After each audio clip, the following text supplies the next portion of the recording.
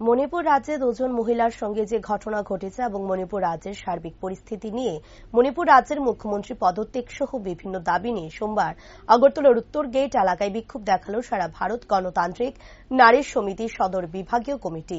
সাংবাদিকদের মুখোমুখি হয়ে সারা ভারত গণতান্ত্রিক নারী সমিতির কেন্দ্রীয় কমিটির সদস্য রমা দাস বিস্তৃতভাবে জানিয়েছে। তিনি বলেন, মণিপুরের সাম্প্রতিক ঘটনার প্রতিবাদে নারী সমিতি বিক্ষোভ প্রদর্শন করেছে। গত 3 মাস ধরে মণিপুরে যে নৃশংস বর্বরতা চলছে তা ভারতবর্ষের কলঙ্ক। তিনি অভিযোগ করেন, মণিপুরে কুকি সম্প্রদায়ের দুজন মহিলাকে পোশাকহীনভাবে রাস্তায় হাঁটিয়েছে এবং দলবদ্ধভাবে তাদের উপর ধর্ষণ কাণ্ড চালিয়েছে। তিনি আরো বলেন, আরো দুটো ঘটনার খবর সংবাদে প্রকাশিত হয়েছে।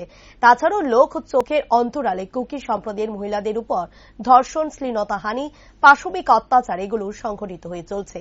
মণিপুরের জাতিগত হিংসার বিরুদ্ধে বামপন্থী দলগুলো ধারাবাহিকভাবে প্রতিবাদে সামিল হচ্ছে।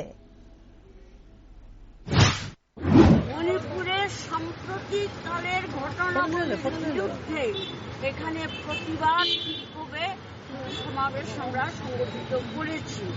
আপনারা সবাই জানেন, এটা আজকে আর ব্যাখ্যার অপেক্ষা রাখে না যে গত 2-3 মাস ধরে গোটা মণিপুর জুড়ে আজকে যে নৃশংস বর্বরতা চলছে, ঘটনাগুলি চলছে, এটা ভারতবর্ষের সভ্যতার কলঙ্ক। এটা আপনারা দেখেছেন যে সেখানে কুকি সম্প্রদায়ের 2জন মহিলাকে বিবস্ত্র করে রাস্তায় হাঁটানো হয়েছে। শুধু হাঁটানো নয়, পরে তাদের উপরে দলবদ্ধভাবে পাশবিক অত্যাচার করা হয়েছে। সংবাদে প্রকাশ পরে আরও দুটো ঘটনা বেরিয়ে এসেছে, আরও 2জন মহিলার উপরে গণধর্ষণ হয়েছে। এগুলো হচ্ছে প্রকাশিত সংবাদ, কিন্তু লোকচক্ষুর অন্তরালে কুকি সম্প্রদায়ের মেয়েদের উপরে নানাভাবেই সেখানে নির্যাতন, শ্লীলতাহানি, পাশবিক অত্যাচার এগুলো সংগঠিত